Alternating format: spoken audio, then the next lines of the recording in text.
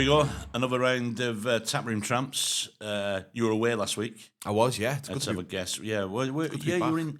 So I thought you were doing a cruise because I've got that look about me. Yeah, I thought you were doing a cruise, but you were in New York. Yeah, I was in New York doing a gig, which was like, it was a bit of a mad experience, but it was a good trip. Yeah. So briefly explain, because you did tell me what it was about, why you were over there. You sort of like cultural exchange program, is it? Sort of, yeah. What they do is they get a really stupid scouser, they put them in New York, and they see if we can escape. Like, I was calling myself Snake Plissken because I wasn't 100% convinced I'd get in. And I wasn't even, when I was in, I wasn't convinced I'd get out again because I did have to scrub my social media quite clean. Because really? I'd made a few comments about Kim Jong-Trump before, over the last few years. Yeah, I've heard stories of they stopping people going into the country because they do check your social media sometimes. Did they check yours? I don't think they did because they wouldn't have let me in, to be honest. Right. I mean, I'm not trying to be some edgelord here, but I have said a few offensive things about him. And in fact, if I ever go back to America, I'll probably have to delete this conversation we're having right now.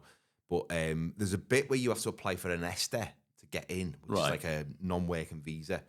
And it does say, would you like to share your social media with the government? And I just thought, no, I would not. No, you can actually tick that.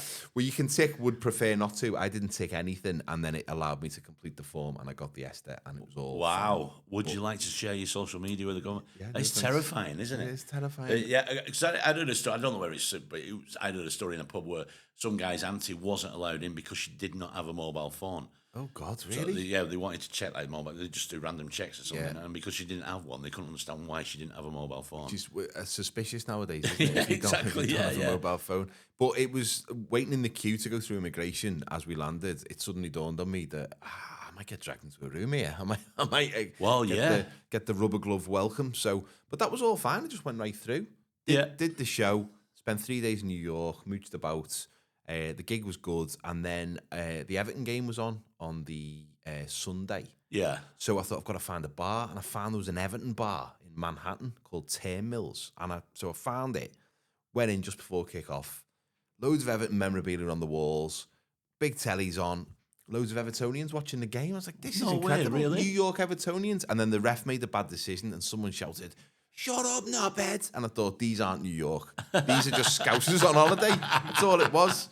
But there was a couple of Americans in it, but it was mainly Scousers, really. It's interesting with the kind of bars you find abroad, isn't it? Yeah. Somebody told me about one somewhere in Spain. I can't remember where they said it was. There's a Swansea City bar. Really? Yeah. I know, which would be mad, isn't it? That is mad. It's obviously just somebody who's left Swansea years ago, started a bar and thought, fuck it, I'll just make it a Swansea. Yeah, why not? So the Everton. So what? They just had shirts and scarves up and shirts, scarves, old pictures of previous glories. They have to be old pictures. Yeah, for our just glories. Howard Kendall years. Just basically, a lot of black and white pictures as well, which is kind of grim. In the age of AI, surely just Dixie make Dean. Oh yeah, I mean, who sounds like it's this kind of name that sounds like he's a baseball legend, Dixie Dean. He does actually, yeah. Yeah, Dixie Dean. Hey, Dixie. He had the best batting average ever. I met a guy from Nicaragua. His family from Nicaragua, and he'd grown up in New York, and he worked in some sort of like finance company. And this wasn't in the Everton bar. This was at the gig I was doing. And he said, "Oh, Liverpool FC," because he'd had some dealings with FSG. Right. And I was like, no, Everton. Everton are the first club in the city. And I didn't expect him to be interested, but he was fascinated. So I started telling him about the history of Everton. And then he came up back to me later on in the night and went, "I'm going to support Everton, Sam. I'm going to support." And I said, "There's an Everton bar just a few blocks away from here." I have ruined that man's life. I don't know. You don't know. You might be able to start some in the new ground. Maybe. Which everybody's talking about, the decibels. But it was designed to keep noise in. Yeah. It's not like old-fashioned stadiums. It was designed to keep noise in. But, I mean, hey, so you've not had nothing to brag. You've had nothing to brag about for years, so you can brag about the decibels now. About decibels, yeah. And it keeps getting broken game on this year. The record a little bit louder, yeah. But I don't know whether some of that information is coming from. There's a guy on Twitter I follow who's basically just a professional Everton troll, but he trolls in a way that's beautiful. And I would recommend. I can't think of his handle. I'll find it. I'll put it in the comments. But he makes stuff up. He fabricates stuff, not just about Everton, but other clubs. But he does it in such a legitimate way that other news sources pick up on it and then quote his insight that he's just made up while he's sitting on the toilet, probably. Yeah, there's somebody on Twitter as well. They keep it keeps getting pointed out because I believe it because it gets spread around. Like transfer news. You go, what? Why are we interested in him? And, as a United fan, go, why are we buying? And then when you start reading, you go, oh, it's bullshit. This guy's made it up. Someone's just made it up. Yeah. It's interesting, isn't it? How you could start a rumor. Like we could probably start a rumor. Were you at Everton on Saturday? Were you there? No, I wasn't there. No, I tried to get tickets, but could not get tickets. Just it's really difficult to get in. But I am taking my lad to the new ground for the first time next Sunday, or this coming Sunday, to watch the women's last minute winner. Last minute winner, yeah. Scored by a tackle. Well, no, it was a rebound. It rebounded off him. Yeah. I like the fact, I can't remember, he was doing commentary. I think they were very biased, Everton.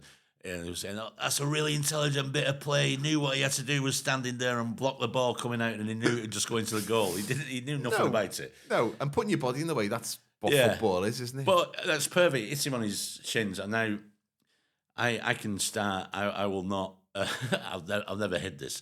I've had a man crush on Jack Grealish when it started at Villa. Then he went to City, so I had to hate him then. And then he's back at Everton, so I can have a man crush now. But those beautiful calves of his, I think they helped the ball go. I think they did. Yeah. I think you could sink your teeth into those calves. Oh yeah, exactly. Delightful, like a big steak. Probably if he wants to save part of his body for history or to help mankind, it'd be his calves. Yeah. I mean, the way it's going with Everton's success, we'll probably have like replica calves in the club shop, or we'll have like a statue of his calves outside.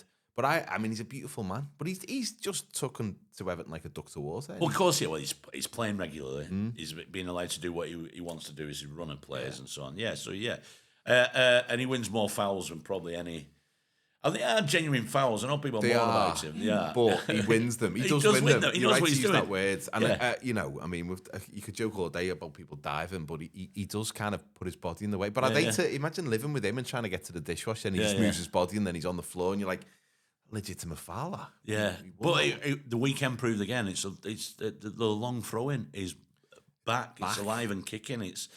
Yeah. Even United, we scored a goal from a long throw in. It's happening in every game. But it makes you wonder why people weren't using it for a long time, and probably because it was linked with like Allardyce and there's Stoke no City. purism in it, but it's so effective. It's so effective because you can get. I mean, even more so than a corner in a way. If you get the trajectory right, there's a real kind of you get a little flick on and. It just means if you're halfway into somebody's half now, you've got a threat getting into their box straight away. It's And it just causes a scramble, and it might not be for the purists, but it is fun to watch. I don't care.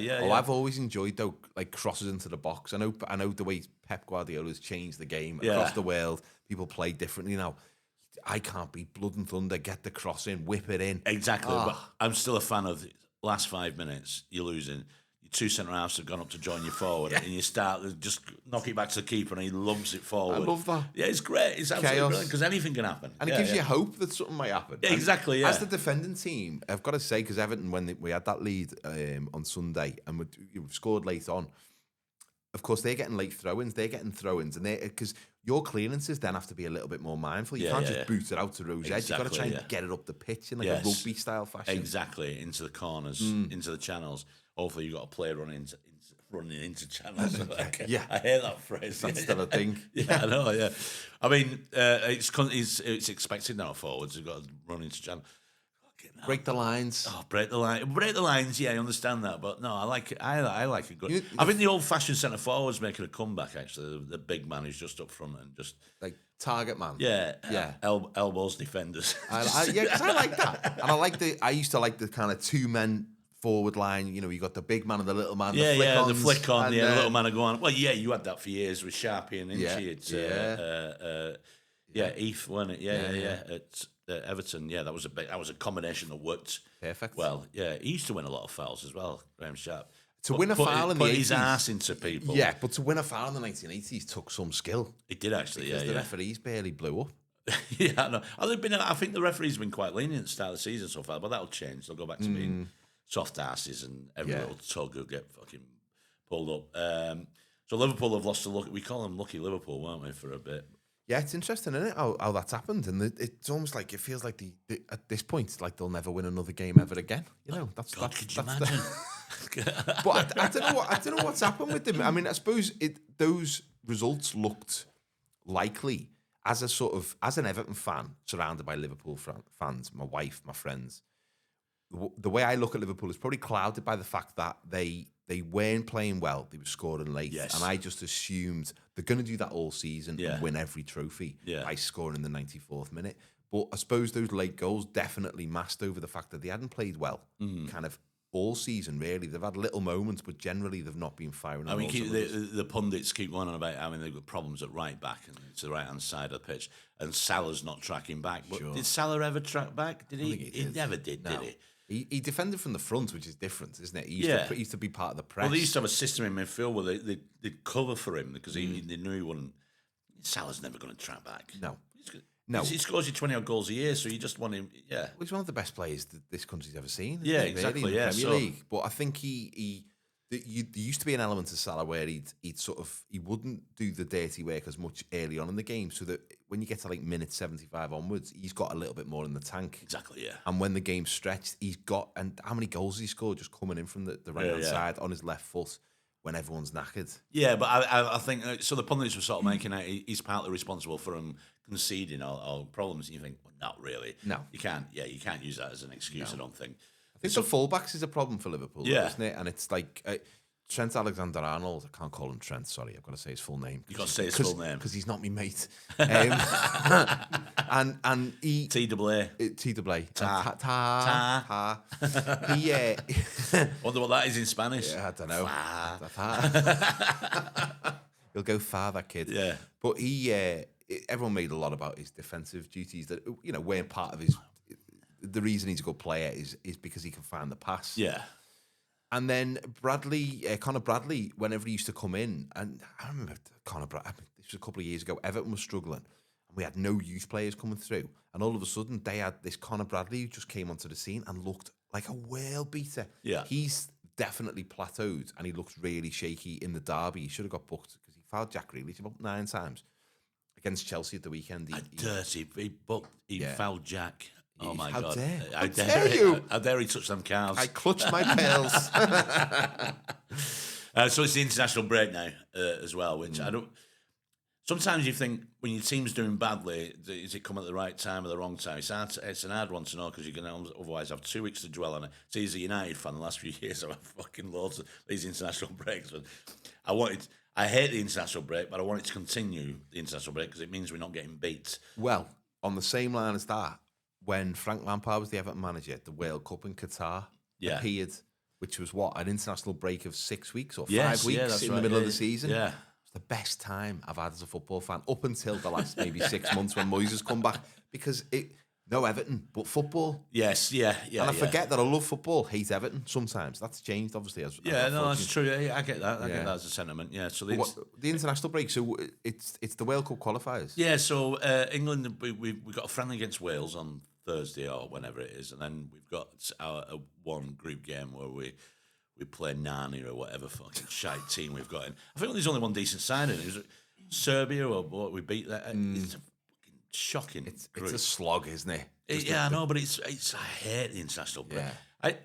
I don't know. Maybe just have do it properly. So instead of keep stopping maybe have a break of like 6 weeks from like say October to December, and then do all your playoffs. Do all your like group games. A mini tournament. Yeah, do all your group games then, and then get it all done, and then fucking get it out of the way. I would probably get more into it then, because then you could look at the squads, you could look at the form. Exactly, and there's going to be a game every few days as well, So you do that, but I mean, otherwise, I'm looking at the groups, and like only because me and my kids have been doing a fancy league, and one of my lads he's got Haaland and he's got Oscar Bob, and I didn't realise they were both Norwegian. And then I was like, oh, actually... Is Oscar Bob Norwegian? Oscar Bob's Norwegian. You might want to fact check that. My 10-year-old lad told me that, so he's not no, he might be. I didn't know he was Norwegian. You have to call him Oscar Bob. Is that his actual proper surname, or is he just called Oscar and his second name's Bob, or is Oscar Bob? We just call him Bob. Yeah, well, Oscar. Double bit Oscar. Oscar, yeah. Oscar. Aussie. Aussie. Oscar Bob. Oh, right. Norwegian. Yeah, Norwegian footballer. So Norway are top of their group, their qualifying group. They're above Italy right now. Right. Which is interesting. It is. Or maybe not, judging by your face. I don't think it... Well, Italian football, the Italian teams, I mean, won a European Championships out of nothing. They were a terrible team. I remember, what was it, 2006, they won the World Cup. They were a shocking side going into it. It's Italian football. They'll probably scrape through and get into the World Cup, and then before you know it, they've been in the semis of the final. And you go, how's this happened? Which I used to hate as a kid. I quite like now. Like that, like just that spirit of just dragging himself through. And that is one of the things that I hope never leaves international football. And maybe it will, and maybe we're in danger of it. But that national identity of how teams play. So Italy always play, or they always have traditionally, with that defensive mindset. Yeah. And then, I mean, and that's the big conversation about England. England don't seem to have an identity, or they haven't had. They haven't really played in a way that kind of like fits the league. Yeah, well, that's been a criticism for years, because we've always said it. We played at the pace where they play in, like, in English football. Yeah. I couldn't imagine many teams living with us internationally, but we never do. We sort of get dragged down into that, which is probably the skill of the opposition. Then maybe slow the game down. Yeah. The interesting one is Germany national side. They're not in great shape. No, they're not. They beat Northern Ireland recently. Just beat them 2-1 at home. Was it 2-1? And then they came out and complained the reason that they struggled to beat them was because of the way Northern Ireland played. And you go, fucking what? I know, that's one of my what a stupid mentality. Yeah. Or they came and had 11 men behind the ball. Yeah, and but they're going to play open, expansive football against you, knobhead. You know what I mean? Now, with Northern Ireland, have got them on next Monday, I think it is. Okay.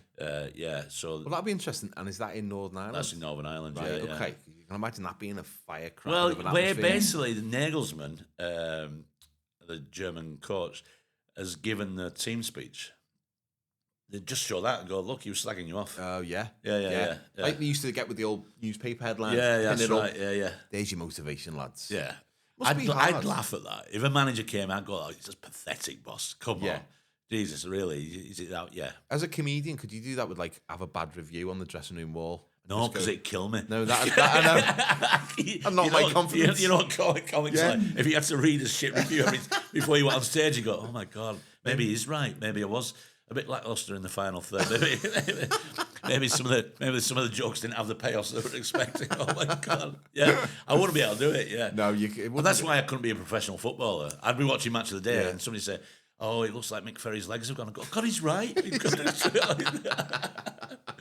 I'll be phoning in the day after. I'm not coming into training. So you'd be like arm round. Then you need the manager to put his arm around you, and be like supportive rather than tough love. Yeah, no, I'd like to do a thing to freak them out. Not actually talk to anyone for about a month. The first month. Oh right. Just always watch them, a little notepad.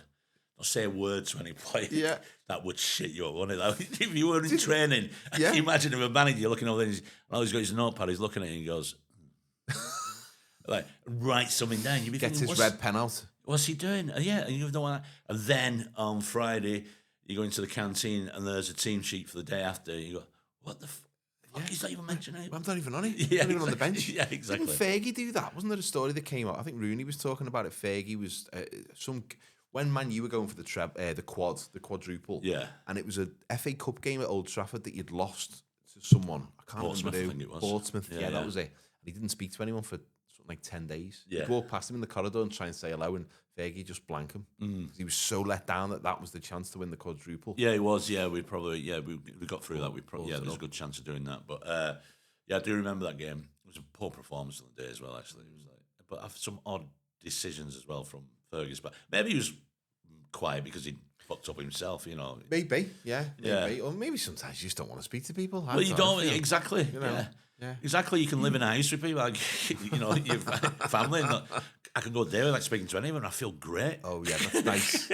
We tried to introduce this thing during lockdown, which was everyone was doing Joe Wicks, and I was like, different room Thursdays, where we just go in a different room for a whole day and just don't speak to anyone for 24 hours. Kind of worked. Yeah. Kind of kept the family together. Yeah, I had some friends who were doing that with their kids. They'd put locks and buttons, just call it an escape room. Create your own escape room. Yeah. Well, there was a story I heard about an escape room that caused around about £10,000 worth of damage. It was a stag do from Salford had gone somewhere, and they were in an escape room, but they're all hammered, and they couldn't figure out to get out, so they thought they'd smash their way out. Apparently destroyed the room. I don't know if it's true, but I like the idea of that. I can believe it. Exactly, yeah. That could be a slightly different model of an escape room, though, where you just got to bash your way out. Well, there is trash in room. You can pay to smash up shit, can't you? Which, Yeah, I'd quite like that. I do like that, but I get that sometimes. You ever been to the tip and there's something, you just get a good throw into a skip. Oh, yeah, it's great. And it smashes. Yeah, exactly. Yeah. Like, I've never thrown an old toilet into a skip, but I can imagine that's the best. Oh, yeah, an old toilet. Yeah, like a sink. Yeah. Or fluorescent light bulbs. Oh, they're good. Yeah, because they just implode, don't they? They shatter, yeah. I quite like a tip to the trip, or trip to the tip. Trip to the tip. Yeah. Yeah, well, it's the tip now where I've got, and they've got their own shops now, so they have a designated shed. So if you think it's too good to go in the tip, you can put it in there. They'll sort through it, and if they think it's good enough, they put it into the second-hand shop. So that's good. It's great. Yeah, it's recycling. Yeah. But the only thing is, at the tip, you get the tip Nazi. There's always one guy who see what's in that bag. You go, yeah, it's just general rubbish. Yeah. And then he'll find a bit of cardboard and go, look at that goes in the cardboard thing. You go, fuck off, mate. Jesus Christ. Is it coated cardboard? I don't know. Then some of the cardboard you can't recycle because it's got a coating on it and all that. Yeah. But I hate that. I hate that was the guy. I can hear bottles in that. Oh, fuck off. Yeah, they're for personal use. Yeah. Leave me alone. What do you think about the tip on a Tuesday morning? It's heavily intoxicating. Thing is, though, because they have the restrictions, so you got to book for a van, so they always have that. I don't care whatever car I'm in. Whenever I see one of them Barry's, if I'm driving underneath, I duck. Oh, I duck. Yeah. I duck. You start driving like an old woman. It's ridiculous. At airports and everything, you go, oh, fuck. Oh, God. Yeah, he's going to catch us out. I was in a van once, though, playing in a band, and we were going through the Mersey Tunnel to Birkenhead from Liverpool, and my mate had borrowed this really nice, I think it was an Audi van. I think it was brand new, this big, like, transit van, brand new. Put all our stuff in the back. We go through the Mersey Tunnel, and obviously there's restrictions on height. So what we should have done is go through a different entrance where you pay. But he's not realised that. So he's just gone through the main entrance. And as he's gone through, we've heard, and he's gone, so then he's reversed, thinking, I've gone the wrong way. And it goes, and then he's gone forward again and back again. And he's gone, oh my God. And we get out and we get to the destination. And he's like, oh my God, I borrowed this from work. I've absolutely destroyed this van. We get to where we're going. We try and look on the roof, right? Can't see any damage.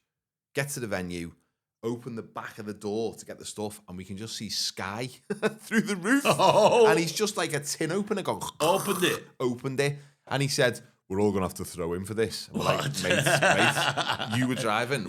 We were in the back. No. It cost him like a couple of grand, I think. Just said somebody broke into it with a can opener. Believable. Yeah, that's what it looked like. Yeah. So, yeah, I mean, we've had a spate in Greater Manchester of buses going on the bridges that they don't fit and they crash into. Oh, have you? They blame it on diversions. Right. I thought you were going to say they blame it on diversity. But diversity. But there was, I think it still is, there was a system when there was bridges, roads underneath, would always have a measure, like a ruler on the side telling you how high this bridge is. And then in your cabin in a van, you're supposed to know exactly how your vehicle is. Yeah. Yes. Should do. Should do. So he should have known that. He should have known that, but he'd only been driving for like 35 minutes. Oh, and Jesus. He'd never, not driving, he'd only been driving that vehicle, but it was brand new. It was about 3,000 I bet he miles played that gig angry, didn't he? I bet he was glaring at you. No, do you know what he played? He played it with no emotion whatsoever. He was the rhythm guitarist, and we were quite a heavy band, and he was just like, we were like Napalm Death. He was like he was in Suede. He was just like, oh God, navel gazing couldn't have been more appropriate. So then, but were you with your throat singing band? Yeah, we were. Yeah, I sing. Do you remember that? Do you remember that advert? Belly's gonna get you. The Reebok advert with the big fat belly chasing the guy. Yeah. That was our singer who did that. Belly's gonna get you. Really? Yeah. So, but I think he got paid more for that advert than he'd ever earned in our band. So, didn't. Have you got footage? Is there any footage of you online? Your band? A couple of bits of footage, yeah. Oh, yeah. Can we get? Yeah. What was your band called? Oh, yeah. There's a Belly's gonna get you. Yeah. That's not him. Isn't that? It's like Ollie Mays. Yeah. It looks more like a bell end than a belly. It does.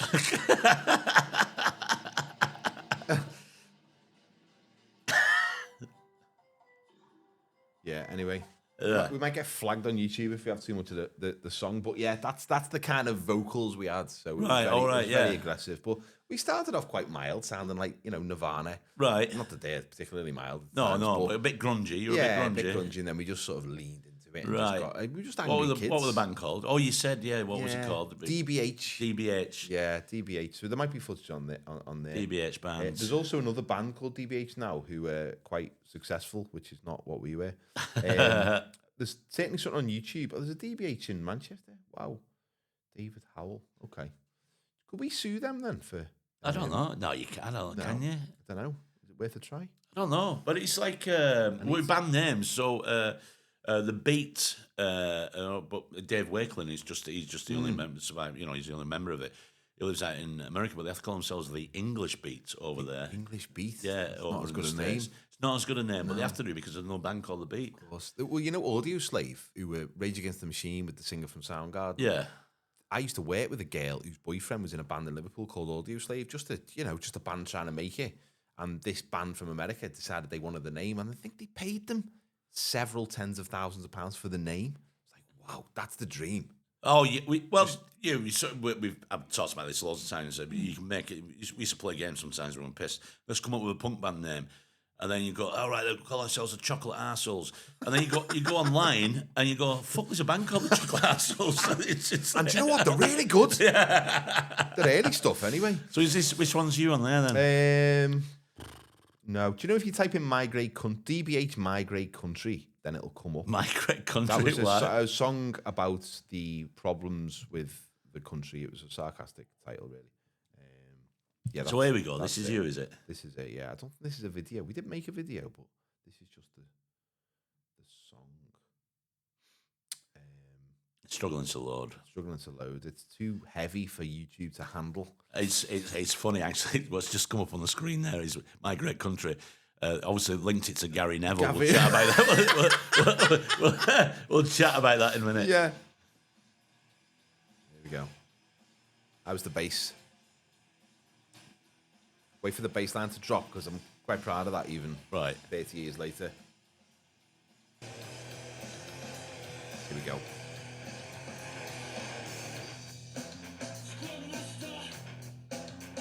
Oh. Quite funky, isn't it? Yeah, funky, yeah, a bit jazzy that. Yeah. I used to I had a thing about my bass. I had to make sure that the strap made it below the waist. So you were low level, because I think the higher you get, the more funky you get. Yeah, it gets a bit level 42. Mark King. Yeah, from level 42. He's a fantastic bass player, but I don't want to look like slapping it with his thumb. Yeah, fair enough. Yeah, but yeah, Gary Neville. So Gary Neville's he's cropped up there because the title was at My Great Country, and then he's been in the. So this is. I don't know what this is. I think this is. Whoever's slagging him off here. Yeah. Well, what do you? Regardless of what he said, what are your thoughts on sports presenters offering personal opinions outside of their sports presentation? Right. Okay. So I think Gary Lineker said, if you've got a platform, why not use it? But by saying that, when people say, well, they're not allowed an opinion, then, well, I'm sorry, Derek, you're a painter and decorator. You're not allowed an opinion. Sure. You can't stand in the pub spouting it. So I think what people worry about is it might influence people. They get afraid of that aspect of it. Oh, my God, he said something which I disagree with, but I've got friends who might agree with it. This is terrifying for me. I don't want that. I want everything to be nice in my own echo chamber. I don't want anybody... I have no problem with it. Yeah. In fact, I'd rather have it more. I want to hear what Mary Berry's views are on Gaza. You know what I mean? I don't think she's got any views. I don't think you'd like them views. Yeah. Or what does Prue Leaf think of what's gone on since Brexit? Yeah.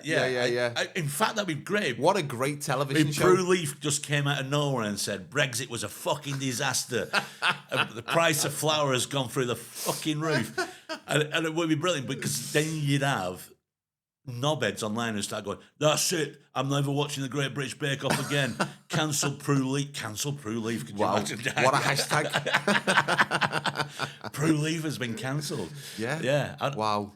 But the thing is, it's not like Gary Lineker was going on Match of the Day with a Just Stop Oil. Like, exactly, yeah. He was very much doing it on his own platforms. And, there's stuff... He was doing it on his own. He never said that when he was doing a bit of analysis, he goes... So there you go. The defender was caught on his own there, a little bit like Gaza at the minute.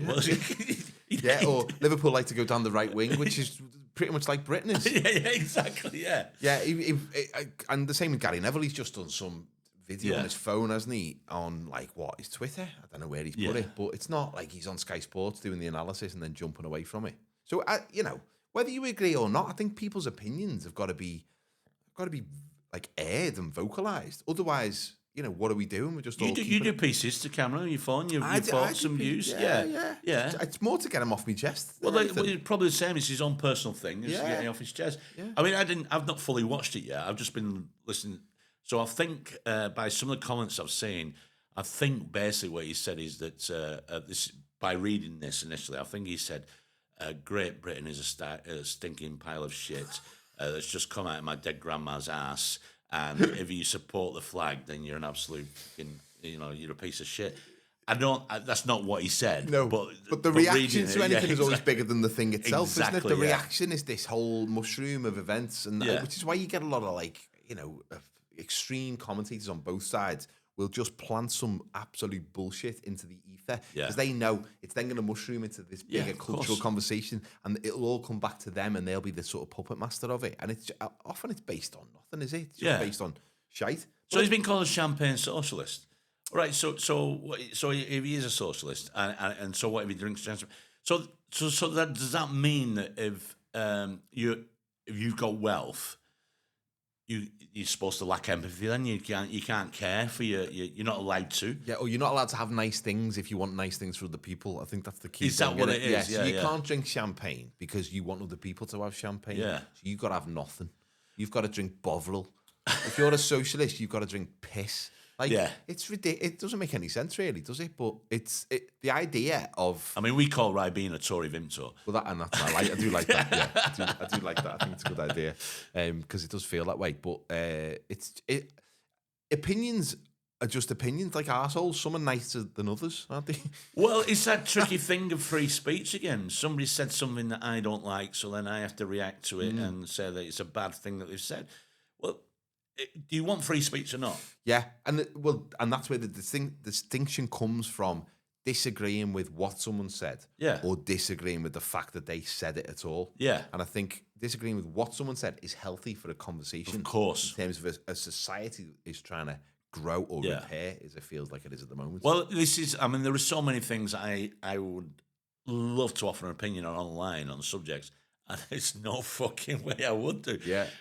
But somebody pointed out on Facebook yesterday, and he was quite right what he said. He said it's amazing that you can post like quite a neutral opinion on something, and both sides will think you're attacking them. Yeah. It's bananas, isn't it? Yeah, it's bananas. Like the storm, you could just go, well, it wasn't as bad round here, the storm. Yeah. Oh, you fucking kidding? There's fucking grandmas died, fell out of trees and everything. Are you denying climate change, Yeah, Mick? exactly. Yeah, boom. And you go, no, I didn't say anything. No, I just said I hung the washing out. Yeah, exactly. That's what I said. I posted something the other week. I think it's about 10 days ago. And it was like, I created my own meme, and it was a joke from my last show. And the joke was, these people who say they'll never use a gender-neutral bathroom, what do they do at home? Yeah. I think that's quite a nice joke. Yeah, it worked in the show. People enjoyed it online. And then loads of people saying, oh, so do you invite strangers to use your toilet at home with your kids, do you? I was like, no, because that wasn't what I said. That wasn't the joke. The joke is that everyone's got a toilet that both genders use at home. Yeah, exactly. And it is, but I've had like thousands of like angry comments. And you go, and I could reply to you. Yeah. I mean, that's part of the reason why I don't post anything real personal views, because I can't be doing with the comments, I mean, I've had... But if you disagree with Mick, do comment on the YouTube video, because it does help the algorithm. I had so a few years ago I did a show on BT Sport called The Football's On. I was on it as a guest a couple of times on it, and I said something I thought was funny about Liverpool Football Club. Would you like to repeat it? No, I can't even remember what it was. But anyways, one guy found my email address, not one I even use for my job, just a personal one. And he sent me a death threat. A death threat? Yeah, he was like he was gonna kill me next time he saw me in Liverpool and all that. And I was like, fucking hell, mate, Jesus Christ. So I was reading it, I'm thinking, what will I do with this? And I thought, oh, brilliant. So what I replied was, I said, congratulations, you've reached out to Mick Ferry's fan page. You're now connected to all things Mick Ferry. Once a month, you will receive a newsletter telling you what Mick Ferry is up to. Don't worry about the fee of $5.99. We've already taken care of that. That'll be leaving your account. if you want this to stop, you have to press stop. The reply. So when he sent stop, and I just did the same message again, and it was stop, and he went on for ages, and then it was like, stop, you fucking knobhead, stop, fucking stop. I love the idea of you getting loads of bespoke merch made just for this one man. A little fairy Mick with a little fairy beard, like your face with a beard. Yeah. Just beautiful. Yeah, just having walking around and going, why have you got that guy's badge on? Oh, I sent him a death threat once. Yeah, a t-shirt. I threatened to kill Mick Ferry. That'd be great. If you'd like to join the Mick Ferry fan club, please just send a death threat and the usual address. Did you ever join any fan clubs when you? I joined the Beano one. The Beano one, yeah, the Beano one. In fact, what's really been nice is my kids have joined the Beano one, so you still get the Dennis the Menace badge and the Nasher badge with the wobbly eyes. Yeah, in the little leather wallet. Oh, that's right. I don't remember them. Yeah. And I was in the Dandy one, which wasn't as good. But no, Dandy, I never. Dandy was, it was the Beano for me. Beano was the king. The Beano was a king. For me, it was like the job I used to have in a factory. There'd be 2 newspapers always on display. I'd always read the Mirror. Yeah. Then sometimes I'd flick through the Sun. Yeah. So the Dandy was like the Sun for me. Yeah. I mean, the reading Page 3 was different. I'm Minnie the Minx with the baps out. Yeah. But the reading age is probably about the same for the Sun and the Beano, isn't it? I think it's about 7. Well, if you remember the Page 3 as well, we're talking about should you be allowed an opinion on stuff. They would have opinions. And it would be like, such a body, age 21, she got tits out, thinks that the price of flights has got ridiculous now. So like, what? She doesn't. That's ridiculous. Yeah. Jenny, 48, from Ipswich, thinks that fox hunting should be illegal. Yeah. But if you look at you go 48. Yeah, actually, that was a bit older. That'd be more in Reader's Wives, Page 3. Did you ever read Roy the Rovers? I tried to, but I preferred Billy the Fish from Viz. Yeah. You can't. Once you've read Viz, all comics are redundant. Exactly, yeah. My lads at 10, they still read the Beano. I'm thinking, I started reading Viz when I was 11. Yeah, so they're not far off that, because you can't believe what they're doing. But I did have this little golden phase where I loved Roy the Rovers. And there used to be a features on the letters page where you send in you get a photo of yourself, you cut your head out, you send it in. It's called Make Me a Rover, and they draw the Melchester Rovers kit on your head. And I sent it in when I was about 8, and they published it when I was 12. So I'd stopped reading it, and everyone in school started calling me Roy because this picture of me as a little kid was in Roy the Rovers. Oh my God, I was fuming. I've still got it. Kept 4 years later. 4 years later. I think That must have been like the stop. I had like a moustache at that point, and it was terrible. But there was a great book that came out about 5-6 years ago, and it's an autobiography of Roy Race. You know, Roy. Yeah. But it's written in a semi-serious, semi-ridiculous way, like it's a real autobiography. Yeah. But it keeps coming back to the themes of we were 10-0 down, and then I scored 11 in the last minute. Yeah. And in the way it's written, all his teammates obviously hate him because he keeps getting them out of trouble.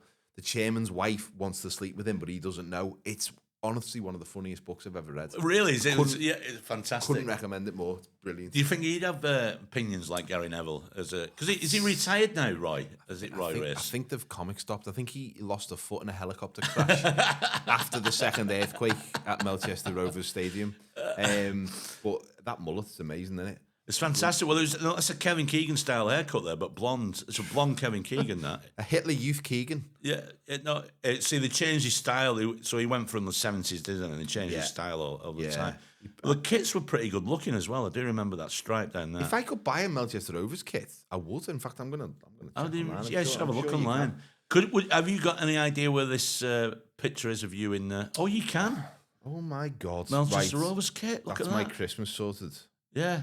That is phenomenal. 2018-19, like they change every year. 12.49. That's pretty reasonable. That's all right. Yeah, but I bet you can't wash them. Oh, that says save. That says save £37.50. That's huge, isn't it? Jesus. I don't like that. I like one. I want a retro one. No, I want a retro one. Yeah, there you go. That's the one. Oh my word, that is beautiful. That's lovely, isn't it? 1980s Copa. Wow. So hang on. 10 league titles, 10 FA Cups, 4 European Cups, 3 earthquakes, helicopter crash. I mean, he's had a ridiculous career. Does it say helicopter crash on there? I don't think it said that on there, but I do remember that, like, vividly. So that's what he's won in his title, right, in his career? Yeah, he's done it all. He's done it all. So he did 10 doubles. But that's a good looking kit, that. It's nice, that. Yeah, but just because you know there'll be pissheads in a pub. And they've got, who's that? Who the fuck do you support? Who? Manchester What Rovers. division are they in? They're in the, I don't know what division, they were in the league, what was it? The Division 1, wasn't it, back then? Yeah, World 1. Where I used to like it when they'd play teams abroad, and the teams abroad would have those stereotypical, like, they'd play in Africa, and they'd have all, like, natives playing for the team. You know what I mean? Like, really, like, regressive. Yeah. It was really regressive. Oh, views. really? A bit like Brown Fox, who used to play for Fulchester. Right. She was a Red Indian, or sorry, Native American. Used to play with Billy the Fish. But there's, some great times. I've just had a little dabble back into Sabutio. You know, trying to like have a little. I'm thinking about buying a stand and like buying some fans, and I think I'm having a breakdown, Mick. It's midlife crisis. Yeah, but I mean, have you got the room for it? Have you got the space for it? No, so, who has? So if you do it properly, you have to get a board that's affordable apparently, so you can bring it out, and you've got to then glue your pitch onto the board. So yeah, it's solid, and then Put it on there. The stadiums. But I think you should be making your own stadiums. Out of what though? Like Lego? No, you know the stuff you take to the tip. Well, yeah. Maybe I could wait in the tip and just like bespoke stadiums out of junk. Yeah, exactly. Yeah. This was an old lollipop sticks. This was an old B-day. Yeah, and then you know what? Why that's important? I think you should do that. If you want this beautiful thing, you want to go ahead with it, do it, because that will ultimately convince your wife that you're never going to mess around on it. Yeah, the whole part of a plan. But then after you're doing it 5 years, she'll start slowly losing respect for you. Yeah. And she'll just be staring at you going, "You're playing with your toys tonight, are you?" Yeah. And in fact, do you know what? On that line, when I was talking to my kids, like, so we had the little game of Subbuteo the other week, me and my two lads, and they were on the fence, but I quite enjoyed it. And I was going through all the stuff I used to have. I used to have the AstroTurf. I used to have the referee. I used to have the stands. I used to have this. I used to have that. And my wife from the other room went, "You never had a girlfriend, no, did you?" No, I did not. No, I did not. Yeah, now you're regressing into that. Yes. I didn't like Subbuteo. I had friends who had it, but I'm always reminded of the song "My Perfect Cousin."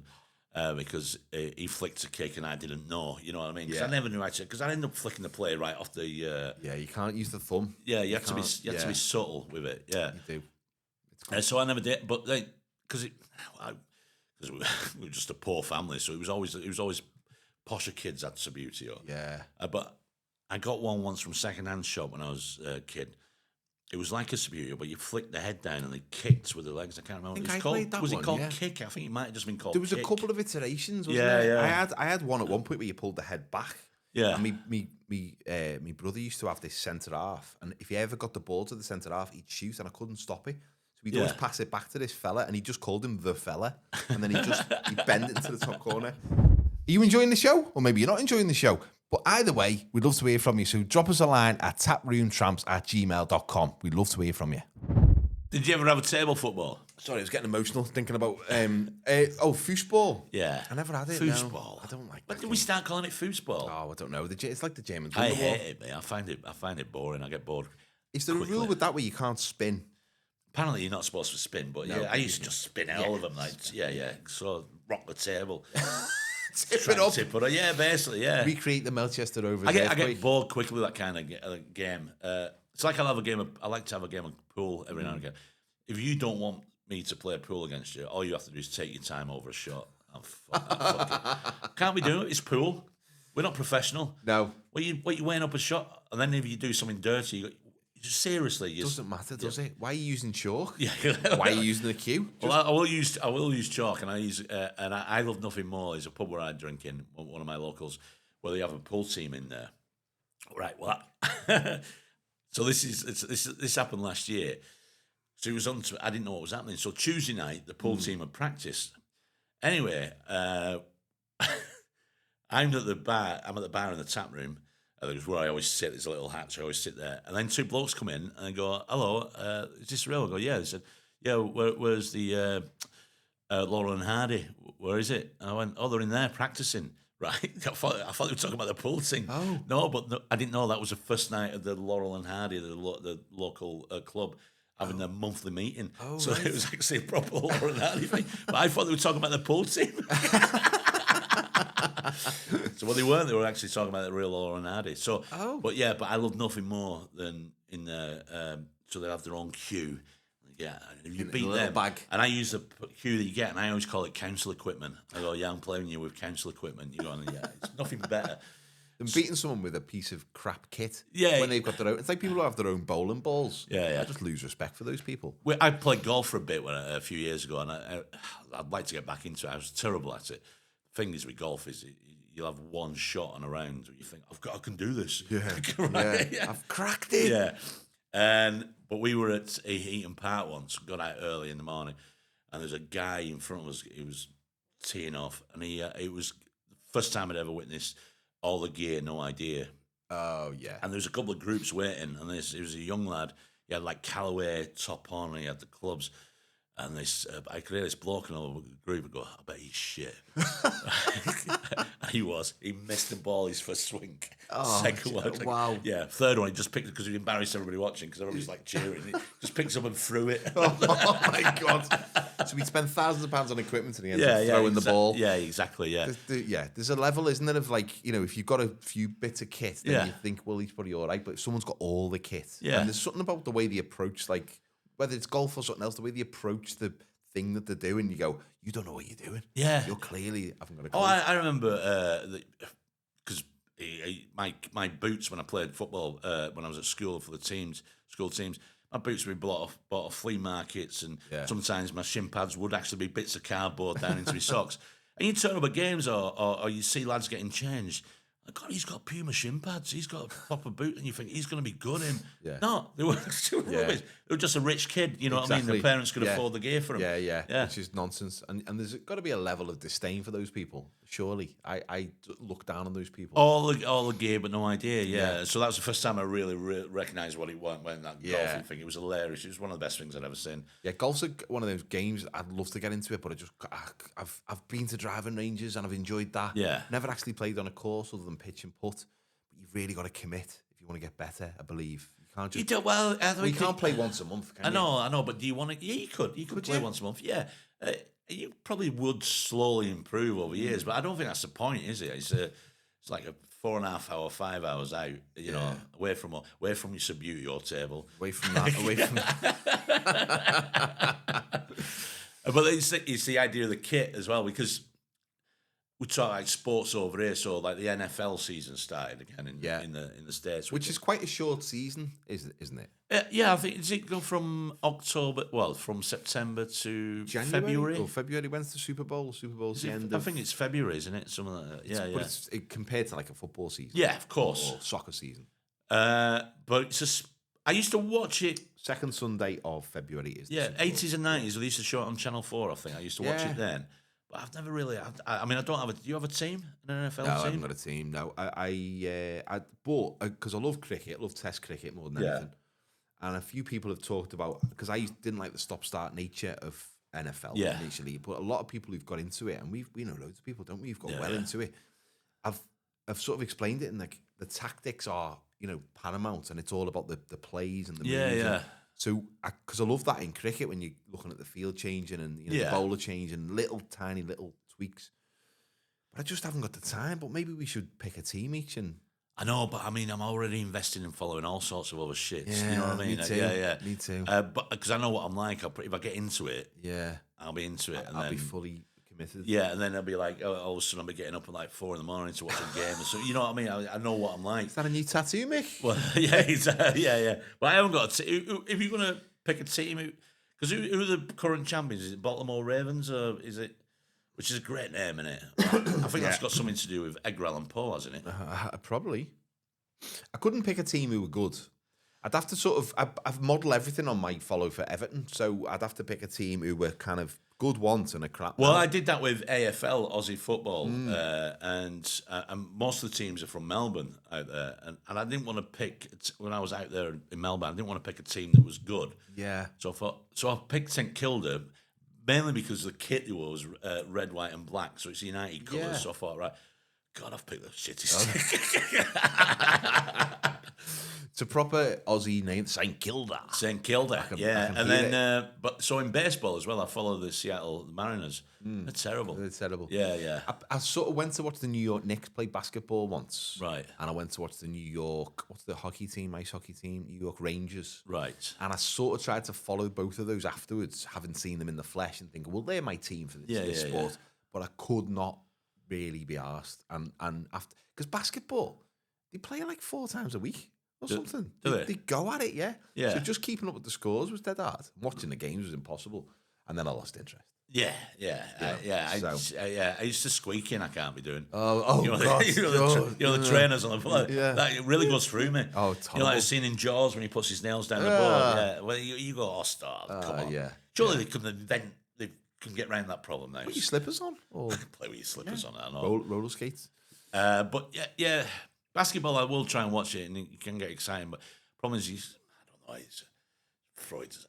I don't know what the rules are. Well, throw it and then throw it in the bin, and then and I think the fact that in football a goal means something, even if it's a high scoring game, because the goals are few and far between. Of course, Basketball, a miss is more bigger than a goal or a basket, and so unless you're scoring on the buzzer, like a 3-pointer, it's kind of you just watch. I think they maybe should have a mechanical arm that just keeps doing that across the basket. So that'd be cool. Like that. That'd make it more skillful. Yeah. Let's see how good you are now, Or maybe a middle finger that just kind of pops up. Exactly, Or a big mitt. Or just make the basket smaller than the balls, but don't tell anyone.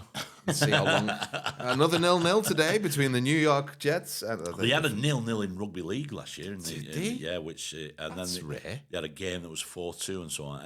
Which almost sparks, like, if I remember rightly, almost a bit of an emergency meeting. Like, shit, we can't have The game's ruined. We've got what we're going to change to make it more exciting.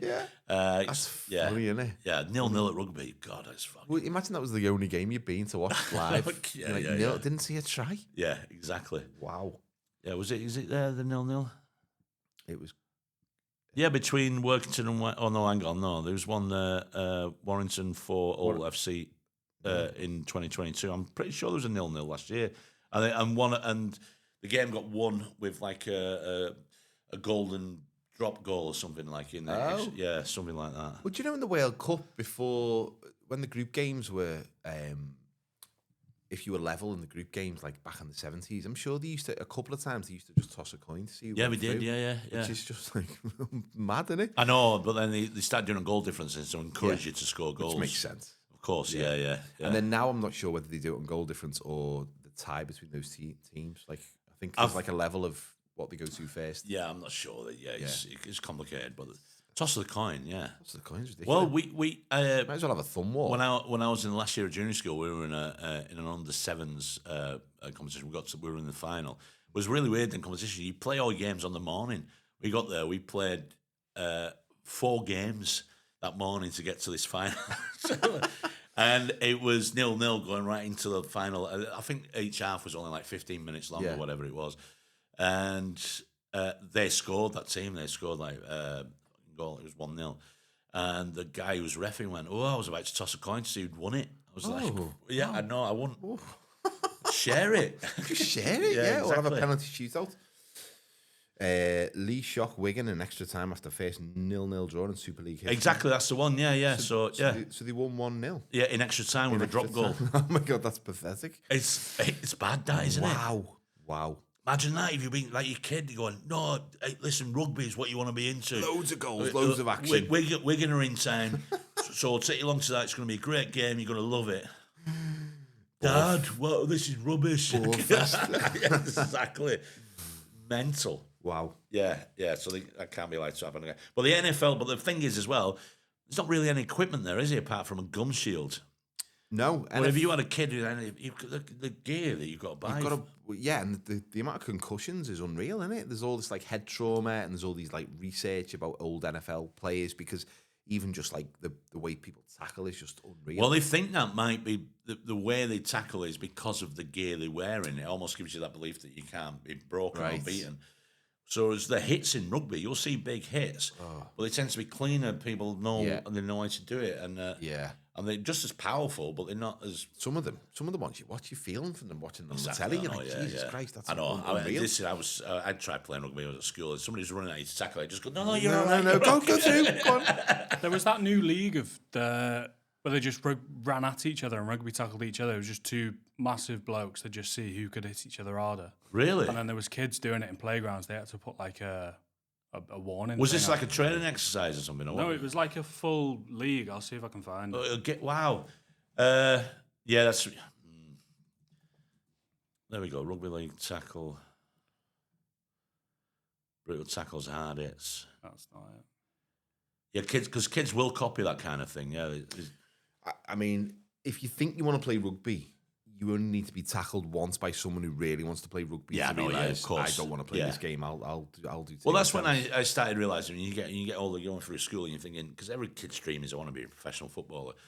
But then when you get to like 15, you see the kids who are really, really committed to it. And then you go, I'm not that. I've not got that level of commitment. I was just hoping an academy and pick me up. Exactly, yeah. Did a few keepy-ups in the front garden. I was hoping I'd fluke this.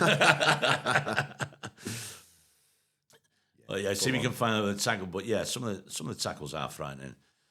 Yeah, and it's not. Speaking of tackles, though. Is this it? Is this the? Oh yeah, so Auckland, New run at Zealand. each other. Hang on.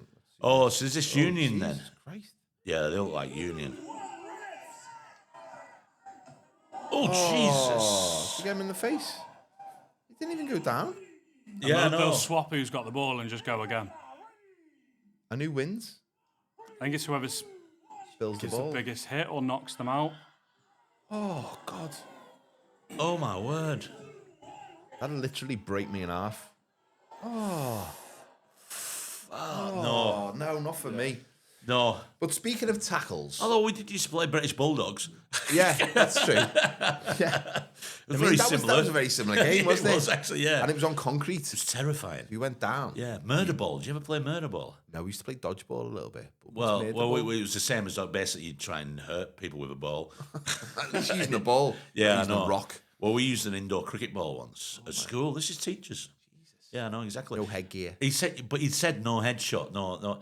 Of course, you kids, you're throwing at everybody's head. You can't decide if you're going neck. Yeah, below. exactly. Yeah. But I goes. remember getting one of them right on the top of my thigh. And from welts. close range. Yeah, it was awful. It really is. Squash balls, when you get them, Yeah. hit your back. I got one on the arse once, and it just had this like weird welt on my buttocks it was there for about 3 weeks. A squash ball. Squash ball, That's just such a wellied. middle class sporting injury. Yeah, I know. What, did you sit on it or get hit by it? Well, I was playing croquet, and I fell off my horse, and I landed on a squash ball. I got my indoor cricket in the nets in school. I was in last year at school. I got my eye opened up, shiner for months. It was massive, and I was bowling. I was one of the lads who were bowling. There was somebody in there, and it's not really much of a system. So the teacher who's in charge shouts heads, which basically means the balls come flying out of the nets, right? So he says heads, and I go, what? Bang. Boom. Yeah, takes me out. Yeah, because they never say what you should do when they shout heads. They just presume everyone knows you. Yeah, duck. that's what. Yeah, But yeah. Heads. You should say duck. Yeah, you should say duck. You should down. Get down. Yeah. It's like when they shout four on golf. What are you going to do? You're in a crowd of people. Yeah, exactly. What are you going to do? Just cover your face. Yeah, and then and the golf as well. It's all, and it's not like a good bit of time before the ball goes there. It's like the last second they go, four. Oh shit, you bastard. Come on. No, I wouldn't want to do that. I couldn't do that. I couldn't do that at all. But I was sort of trying to make a rather clumsy segue from tackles to Jilly Cooper died this week.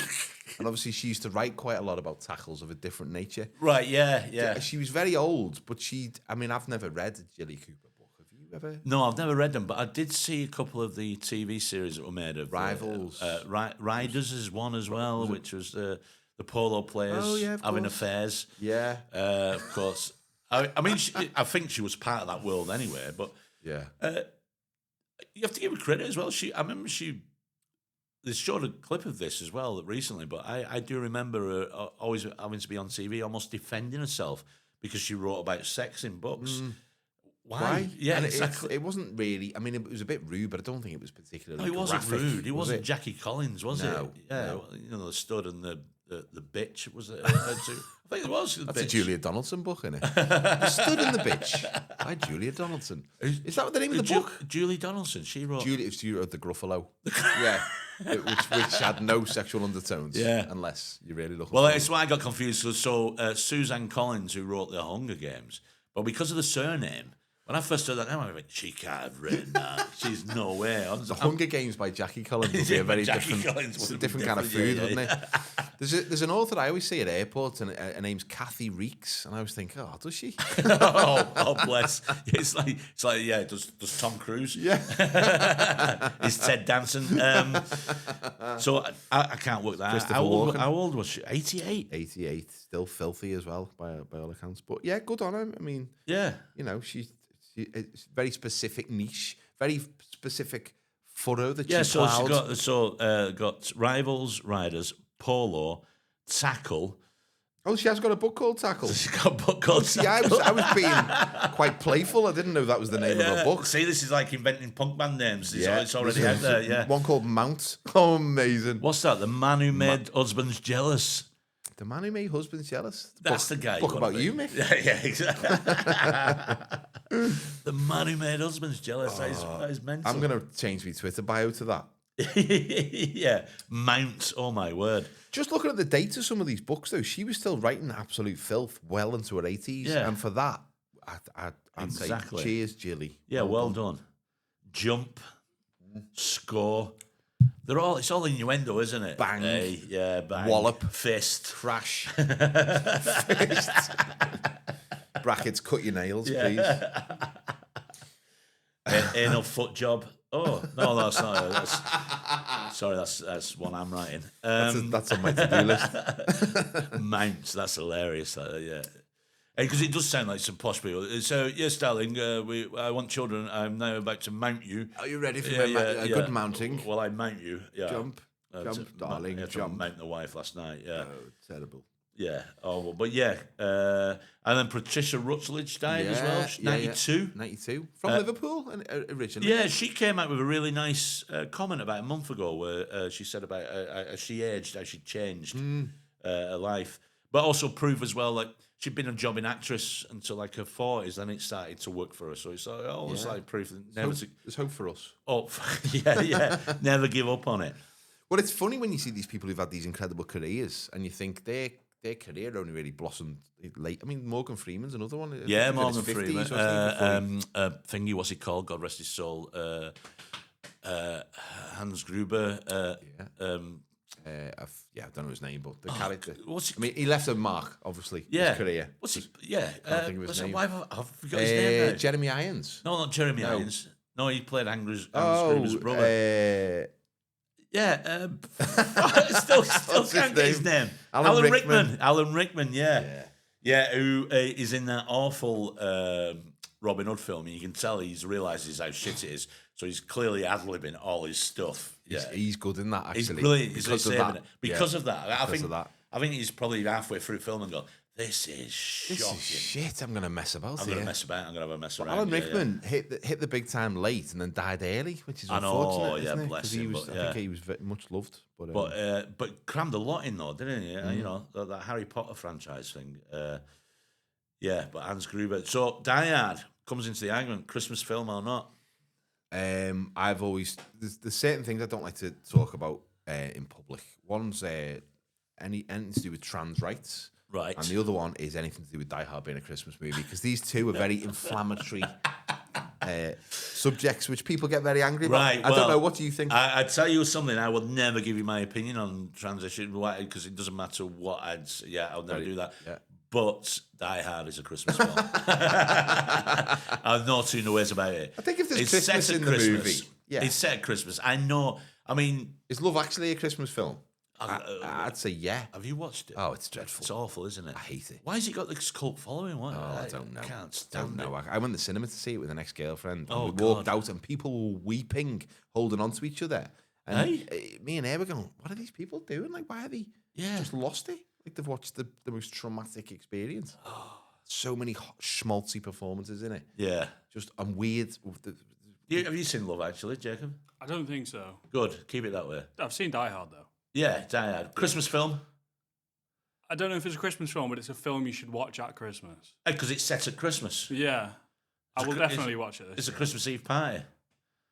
Oh, yeah, of course. And I love that. It's always like a race to be the first one to tweet it on Christmas Eve. It's shots fired at Nakatomi Towers. Oh, yeah.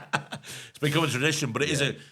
So, yeah, it's one of the Christmas films I watch at Christmas. I'll always watch Scrooged with Bill Murray. Yeah. I'll always watch A Muppet's Christmas Carol. I always watch that one. Which is brilliant, because Michael Caine is brilliant in that. He's phenomenal. But I got told the reason why he's so good in that, he decided he was going to treat them like they were real actors, the Muppets. So he was going to act like it was a real film rather than, The only way it works. Yeah, exactly. The only way it works. Well, it's a bit like the Naked Gun movies. They only work because the Leslie Nielsen and then Liam Neeson, they've got to play it straight. Yeah. Because the lines are so ridiculous. You can't ham it up. Elf, I've not watched yet. That's my every year. Yeah, Elf. Elf is brilliant, isn't only it? because there's a lot in that. We've tried to protect our kids from the idea that Father Christmas might not be real. Obviously, they're 10 now, so I think we're fine. We can do that now. But a couple of years ago, we tried to watch it. And we realised it might sow the seeds that it's all bollocks. Well, yeah, but it's not. It's real. Of course, it's real. He's real in it. He's real in it. You need Christmas spirits to get the Yeah, sled to fly. The sled's powered by belief, isn't Yeah, it? it's powered by belief, so you got to watch it.